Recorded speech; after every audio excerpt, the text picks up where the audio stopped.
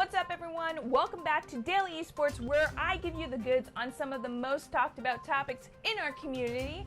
Today is a bag of emotions, as one of the most anticipated releases of the year is making a delay announcement. But don't worry, I'll turn those frowns upside down because Shroud is back.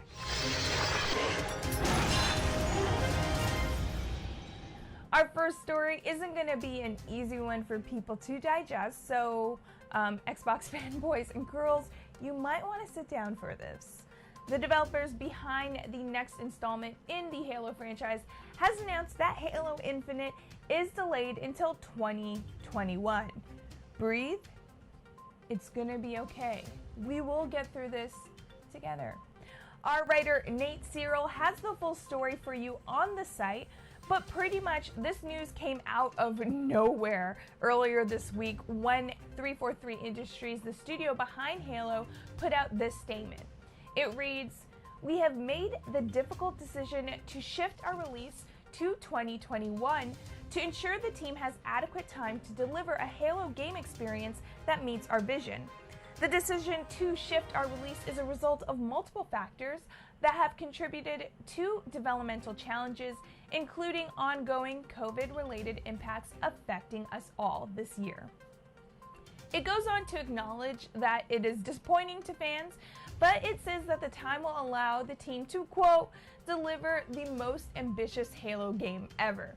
I'm still shocked by this announcement, as it leaves us with, I feel like, so many questions. The big one, obviously, has to be, what will the Xbox Series X launch with? Often, Xbox in presentations and interviews have paired the next-gen console release with Halo Infinite, and you can't help but wonder how this news will affect the success of the Xbox Series X at launch.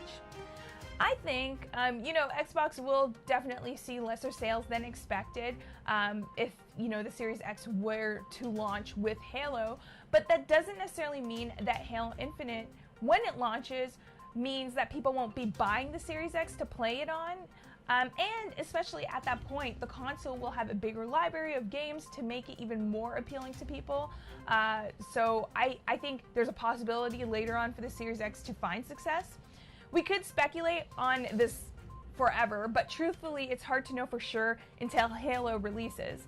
I'm actually more curious about how this delay affects Halo content creators and the competitive scene. They've been anticipating the release of this game for, yes, the sake of their fandom, but also their livelihood, especially on the competitive side, where the scene is looking to kind of return to the mid-2000s Halo glory that the scene had. Streamers and players have also been teasing that they're going to return to Halo because of Halo Infinite, and people have been speculating that different orgs have been looking to put together their own teams. So unfortunately, it's safe to say that this news will put a hold on the potential of Halo Esports to return to the spotlight. But you know what? For the most part, I do have to say that the community isn't taking this news too hard. While she tweeted, "Would rather they take the time to get it right, and please let me test the multiplayer to give feedback." I love that plug at the end, but it's important to get the community involved to help make it the most ambitious Halo game ever. Moses FBS also tweeted, "Jump ship if you want, but I promise you'll regret it. The future of this game and this esport still has never had more potential. This is only delaying the inevitable. We're gonna be back." Following Moses' optimism was Goldenboy on his and Sim's podcast called The Midshift. But it felt like a Halo game. Like, it really did. And that is the hill I am willing to die on. So I'm okay with the update, with the development update regarding them delaying the game. If anything, as you mentioned, Sims, I think it's going to give us a potential beta. I would hope so. That would be cool. Not as you said, not as a make good, but now they have time. Goldenboy continued by mentioning something that I didn't even really think about, but I think it's kind of wise words. He mentioned that the fact that Halo won't have to compete with Call of Duty 2020's release could be a good thing. And you know what? I agree. Yes, I understand they're different FPSs, but COD is successful year after year because people know what to expect. For Halo, we don't necessarily know what we'll get because it's been a while. Its delayed release also could give it more time to get better, but also stand out. And also, if this delay means that there's no crunch for the developmental team, or it could take in the consideration of fans' feedback on the gameplay, and overall just make it a better experience, I say take it. Plus, I need more time to save up for a Series X anyways. Let me know what you guys think in the comments.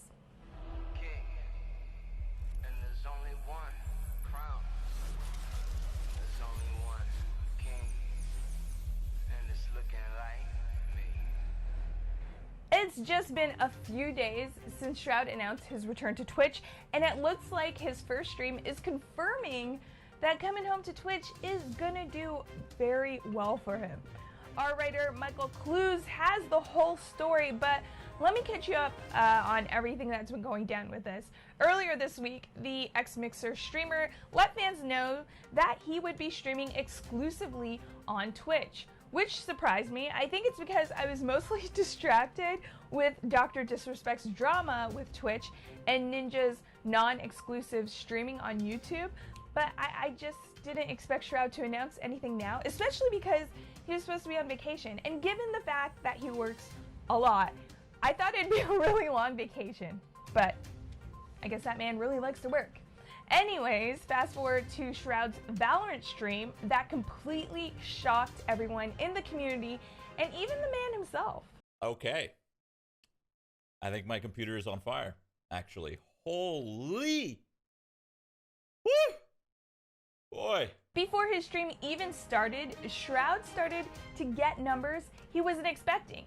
In true Shroud fashion, he was late to his own stream because of technical issues, but it was really Shroud being Shroud.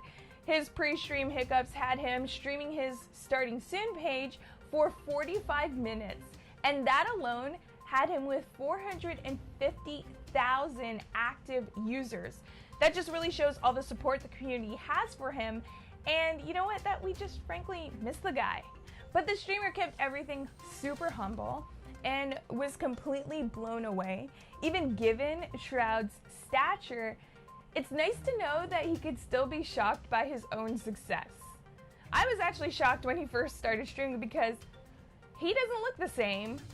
You know, obviously those numbers were great, but I mean, like, when you looked at Shroud, he looked completely different than when we saw him previously. So it was nice to know that he's pulling a different look. I'm sure actually Riot was shocked and pleased by Shroud's stream too, because he single-handedly got Valorant in the #1 spot on Twitch. Shroud actually peaked at 500,000 active viewers, so I think it's safe to say he's gonna do very well on Twitch. But the real question is, what is his next achievement gonna be? And I'm not gonna speculate. Instead, I'll just enjoy the memes of the internet about Shroud and Dr. Disrespect. Yeah, I love this meme. Honestly, I'm just waiting till one of these days when a streamer will announce they're launching their own streaming platform. I mean, the big streamers. I mean, hey, okay, they got lots of money from these multi-million-dollar deals, so why not put that to launch a platform for streamers built by streamers? That sounds like a really good tagline. I mean, if anyone's out there and they want to pay me to use that, I'll accept the payment. But seriously, I do think that's where streaming will go next. Yes, YouTube, Facebook Gaming, and Twitch are great, and they aren't going to go anywhere. I get that. But what's the harm in shaking up the monopoly of streaming services? Do you think we'll ever see streamers start their own platforms? Let me know what you think in the comments or on Twitter, Facebook, and Instagram at Daily Esports GG. And if you want more details on any of these stories or just your daily dose of esports news, well, get the full story on our website at dailyesports.gg. And while you're there, be sure to check out how you could win a PlayStation 5. Because, I mean, who wouldn't want a free PlayStation 5 when it drops? I wonder if I could enter to win. Probably not, right? Anyways, thank you guys so much for watching, and I will see you guys next time.